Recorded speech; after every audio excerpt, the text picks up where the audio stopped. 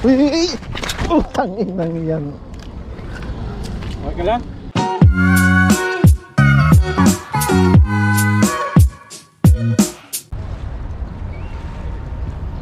Yun, what's up mga kabsat. So, nito tayo ngayon sa Cornish, Costa. So, adjing fishing ulit tayo with the gang and friends. Yan, si pare John Jay. Yan, since I think 2017 kakilala na kami nito eh. Sama na kami sa basketball. Tapos si Master Chris. Yan, the adjing master. Yan, kung may katanungan kayo. Shoutout kabsat. Yan. Don't forget pala yung YouTube channel niya po, yung Christoph's Adventure. Christoph's Adventure po. Yun, don't forget to subscribe ha. Saka nandun si Master Boyet Pungay TV, nag-a-adjing. Mamaya makita natin. So adjing muna tayo mga kabsat. Salamat. Huli. Ano yan pre? Yun, bakoko. Yun, nakahuli si Master Christoph's Adventure. Uy, kasama pala natin isa pala si Isabela Adventure. Ito pala, dalawa, puro adventure to. Kabsat Adventure, Isabela Adventure, Christoph's Adventure. Fish on tayo mga kabsat. Fish on. Yun. Yeah. Fish on tayo mga kabsat. Bali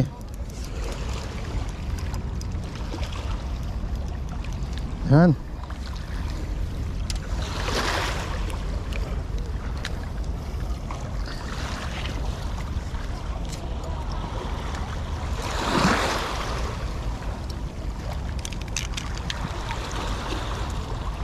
Yun. Alright, good size na sea bream.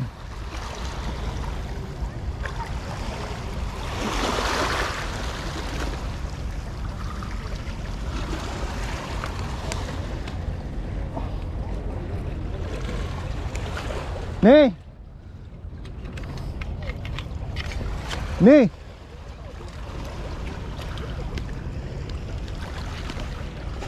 kunin mo yung bag ko doon.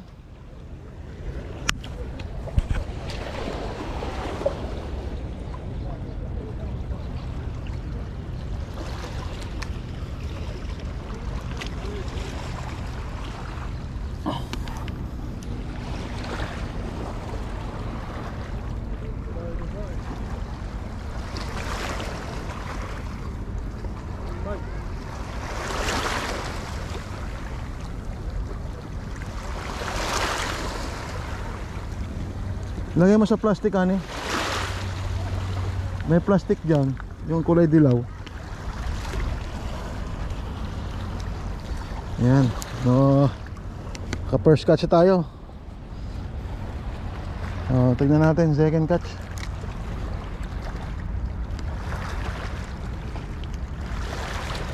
Meron dito, may kumakagat oh.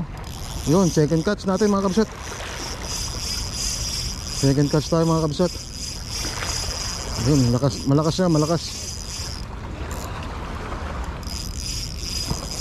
Yun, malakas yan. Nalaban. Yun, ngayon, second catch tayo mga kabsat.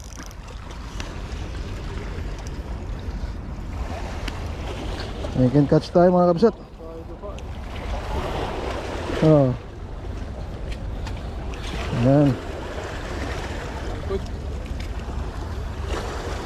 Ayan, pangalawa, second catch tayo. Hello. Good. Yeah.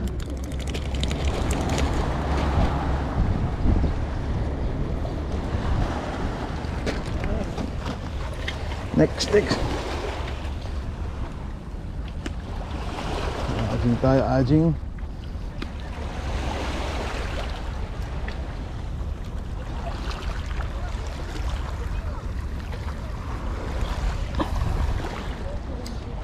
Yan, third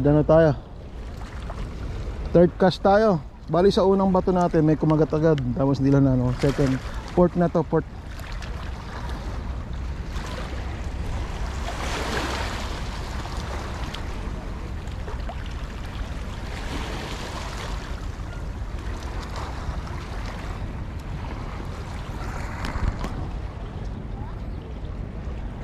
Uy, yun.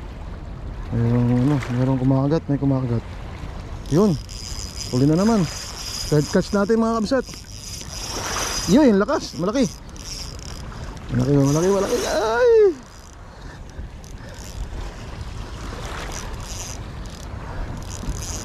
Yun. Uy, namalakas ang laban niya. Malaki pre. Fish on na rin doon si Master Chris. Harvest tayo ngayon, humaharvest po tayo.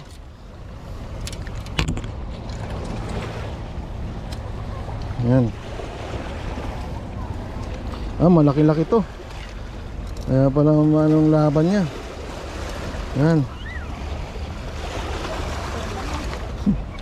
Yan, third catch.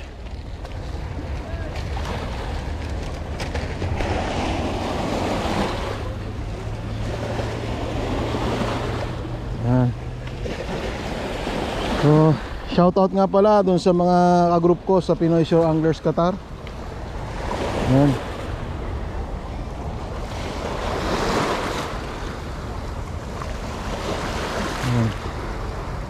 Tapos shoutout na rin po natin si Migs Fishing. Yan. Hindi ko lang alam kung meron pang nauna sa kanya na nag-aging sa Qatar, pero sa pagkakalam ko, sa pagkakakilala ko, siya yung una kong nakita nag-aging po, using aging rod talaga. May gumamit ng mga soft bait, pero hindi yung aging rod talaga, UL rod. Pero si Mix yung nakita kong unang. Oy, fish on tayo, fish on ulit. Pang port natin. Port. Ayan, port natin. Ayan, malaki to. Ayun, malaki na naman. Harvest. Ayan. Ito meron ulit. So pang-apat natin na huling bakuko. Ayan. Ayan. So ang gamit pala po natin is yan yung C6 742, yung special aging rod ng Relic Susantara. Tapos yung Shimano natin na Sahara na C2000 XHG. Yan, shallow spool po siya. Tapos ang gamit natin na linya is yung yung Gosen na na polyester line. Bali ito 1.9 pounds pala itong gamit natin. Ang ating fluorocarbon is 4 pounds na Samar from Relic Susantara ulit. So lahat po ng item natin is from DJ Tackle. So yan. So yung mga tropa po natin dito, ang gamit po rin nila is bali ito si Master Christoph Adventure. Ang gamit niya is yan, C6742 aging rod din. Si Isabel Adventure o yung tropa natin si John J. Yan, 702 na kapong. Tapos si Master Chris o Master Boyet doon, ang gamit naman niya is yung 702 rin na kapong. Yan.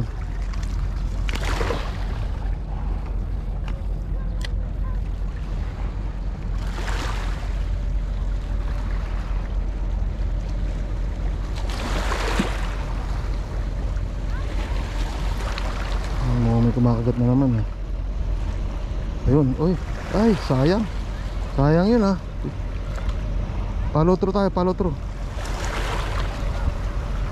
habol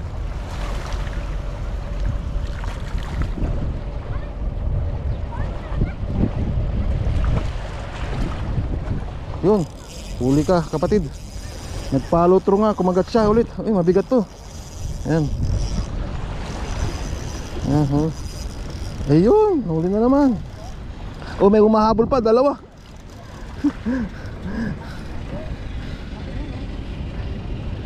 Yan. Yan. Oh.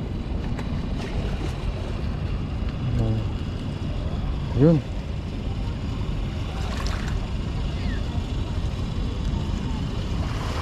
Yun. Laki, pang-5 natin na huli. Laki to, malaki siya.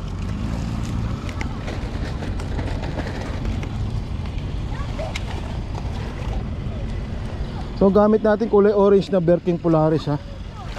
Ayan. Tara. Pre, dito ka.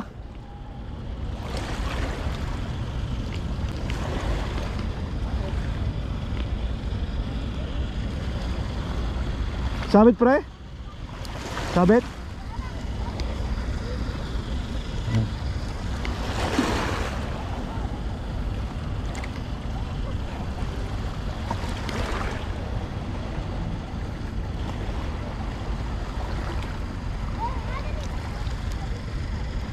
Yun, may kumakagat siya. Yun. Ayun. Ay, sayang. Follow through ulit tayo. Follow through.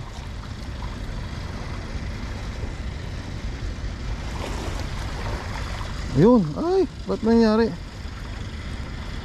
Nahuli na ano siya.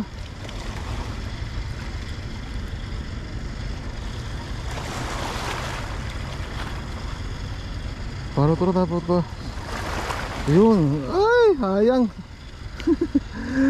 Ayun, tanggal na pala yung ano. Ayusin natin, tatanggal yung yan, soft bait. Marami nang gumagamit itong klase nito ng worm na klase ng soft bait ito ng Polaris. So yung Berking talagang tested talaga. Marami na magpapatunay ng mga kaibigan natin talagang nag-a-aging style fishing na effective tong ganitong klase na worm. O dahil hindi lang tayo nakagamit pa ng iba, pero sa akin nasabi ko na effective. At yung mga tropa natin at tulad ni Master Alcaraz Adventure, yan, si Master Boyet TV, Boyet Pungay TV, si Master Christoph Adventure, yan, yung Gerald QA, yan. At po yung mga iba rin po na bumili ng items kay DJ Tackles Qatar, yun, marami nagsabi na effective tong klase na to na ano, na soft bait. Although naman sa ibang lugar naman tested na talaga to. Sa Pilipinas maraming gumagamit din ito.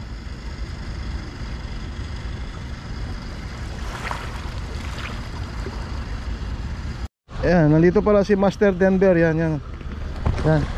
Bago naming recruit sa pag-aging style fishing, yan. Yan, nahuli ni Master Denver, oh. Yan. Catch release niya daw, catch and release. Yan. Oh, di ba? Catch and release. Kulay orange ang gamit niya rin na Polaris. Yun.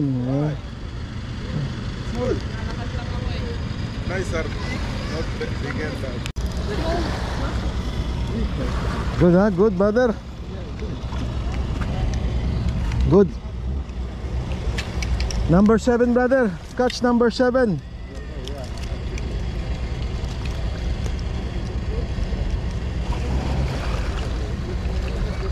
Yeah. Fish number 7 brother. Go fishing also brother. Ay sorry. You need to go fishing brother also. Huh? You need to go fishing also. You have YouTube? I have YouTube brother. YouTube? Yeah. You can watch this one. You can watch how we play.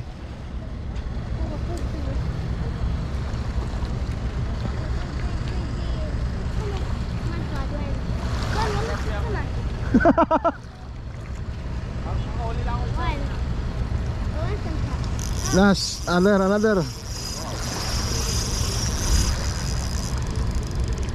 No. Sumabit. Paano nangyari yun? Yan, dalawang beses ako na ganyan to. Wala na. Nakawala. Isda eh. Sabi ko na nga ba, isda eh. Excuse me. Sayang yun ha. Uy. Oh, tangin nang yan. Okay lang? Okay lang. Putay, nuna mo pa yung reel eh. Puta.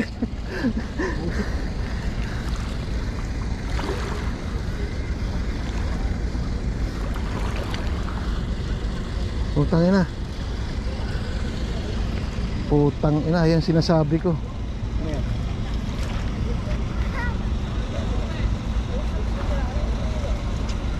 Ano yan? Hawakan mo nga.